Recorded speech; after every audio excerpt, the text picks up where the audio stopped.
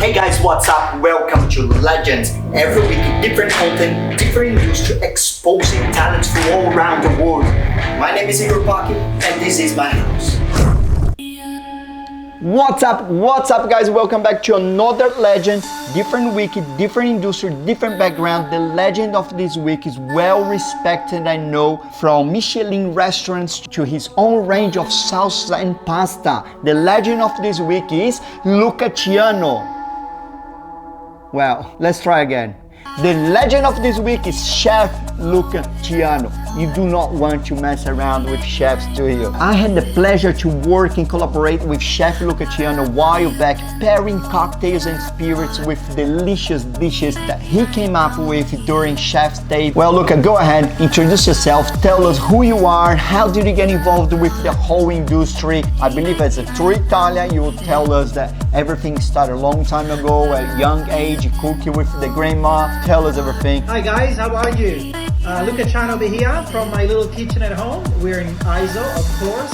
Thanks Igor Pachi for having me in this beautiful series of yours that you put together. My name is Luca Ciano. I was born and raised in Milan, Italy. I started cooking when I was, that's a cliche story I give away in any interview. I started when I was about 8 years of age, mucking around in the kitchen with mom and grandma. And a true story, it's always a big memory for me of rolling gnocchi in the kitchen and bothering mom and nonna to begin with. Got a very big passion about starting cooking and getting a feel for food and enjoying cooking and eating from a very young age. Then when I was about 11, 12, I sort of figure out that there is a hospitality college where you can actually go and learn how to become a chef. I thought it was insane because I thought I'm not gonna have to learn about math and geography and history. All I gotta do is just go and cook. Well, I was dead wrong because we had to cook and do everything else that any other Italian school would do. So it's been very, very challenging. I remember it was like 40 plus hours per week at school when we were kids. So that was a hell of a lot. I've been in the industry, I know it makes me quite old, for about 25 plus years. Started out of Italy where I trained. At a very young age, I moved to the UK, London. I actually called London home for about 7 years. And then when I got the travel bug, I actually didn't want to stop. So I kept moving on to the UK when I was 18, moved to Bermuda when I was 21, back to the UK. When I was 23, I landed in Australia, and now I call this beautiful country home.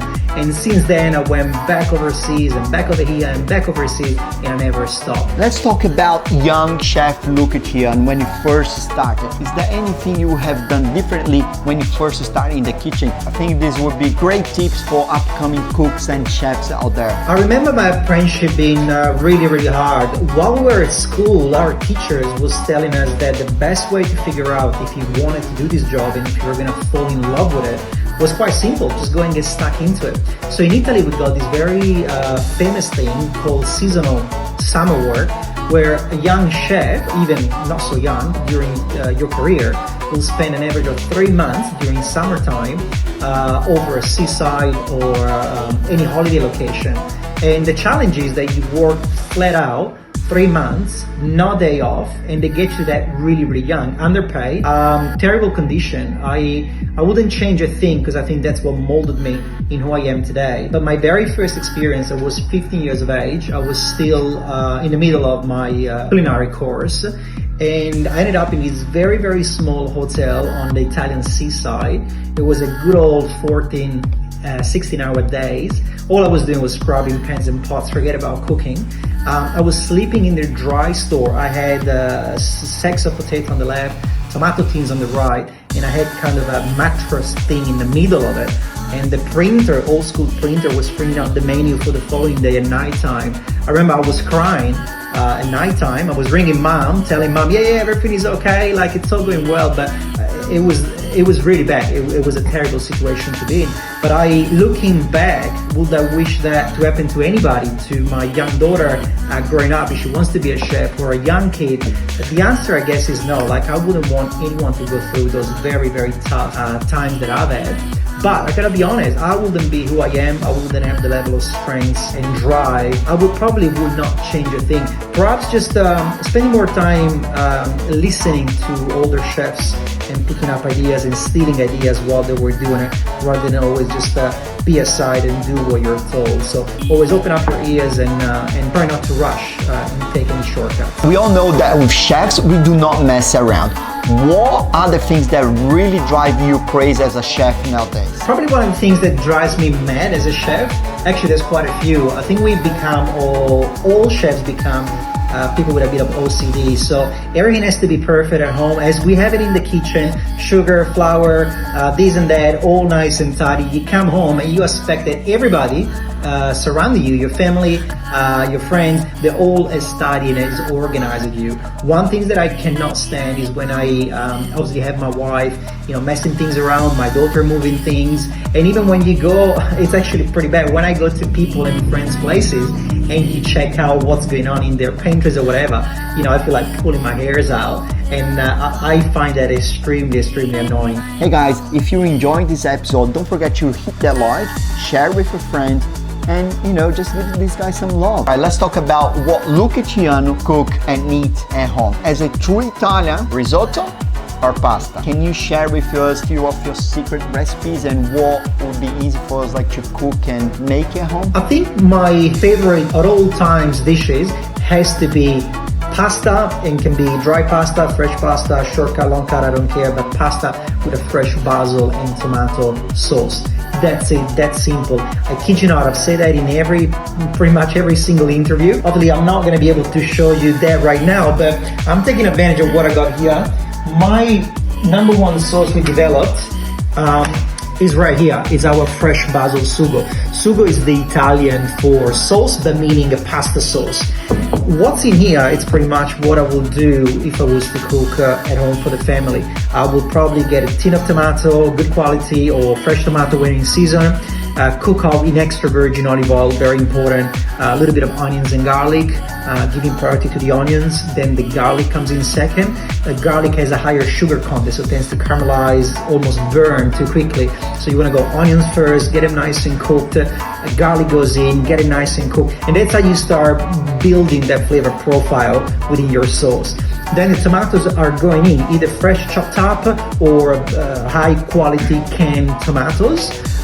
Get it up to simmer, and that can be a process that doesn't have to take any longer than 10 minutes by the time everything comes up. Seasoning and hell of a lot of basil. And that would be your basic sauce. And the kind of recipe I just gave you, it's pretty much exactly what's in here. That's exactly what we do. We don't do anything different. Since I've had my spaghetti chitarra out of my fresh pasta range sitting there, I will just generally toss the two together, then finish it off with a handful of freshly grated Parmigiano Reggiano, and that's it. So big pot of water, salt, obviously. As soon as the water comes to the boil, add your salt, average 7 grams to 1 liter of water. Drop the pasta in the water. Do not add any oil. That's the whole lies that being sold to everybody that pasta won't stick together. That's a lie. Oil is lighter than water, comes to the top, doesn't mix with water. It doesn't do anything, to be honest. Cook the pasta to your liking. Obviously, I like it al dente. If you're dealing with fresh pasta, it's a matter of 2 minutes. Otherwise, if you use dry pasta, make sure to read what says at the back of the packet. Get the sauce nice and hot. Drain the pasta, toss it with the sauce. Use a little bit of the cooking water to finish off the cooking process. Got a bit of the starch from the water, flavor, nutrition.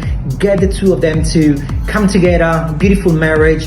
And as soon as they look nice and coated and the marriage is being created, just remove that from the heat. And what I like to do is a little bit more Parmigiano Reggiano, drizzle of extra virgin olive oil, and straight to the table. And where can we find more about you? Recipes, books, and everything that you are involved in working on right now. Guys, if you want to keep in touch, please do follow me via all my social media, Chef Luca Ciano, Facebook page, Instagram, LinkedIn, and so forth.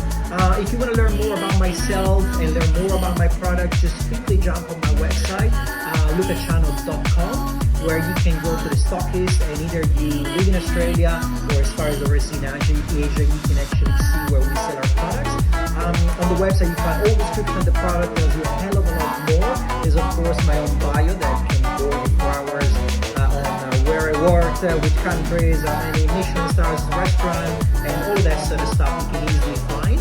I hope you enjoyed the interview, Igor, thank you so much, brother. Thanks for having me. I cannot wait to physically hug you and get you to make me a drink. I hope everybody enjoyed this segment, and keep following Igor as well, guys. Have a good one. Legend Chef Luca Ciano, thank you so much. I believe a lot of people will be following you and checking out your recipes. Legend out there, please, if you haven't yet, subscribe, hit the button below, give the like, share with a friend. This will help me out a lot. I'm trying to reach my first 100 followers. And if you're watching this now in the future, it's probably 1 million followers now. That's the time again. Like it, like it, like it. If you like it, you share it. If you share it, you like it. Guys, this was another Legend with Igor Pachi. I'll see you next week, because now I'm going to make a beautiful pasta.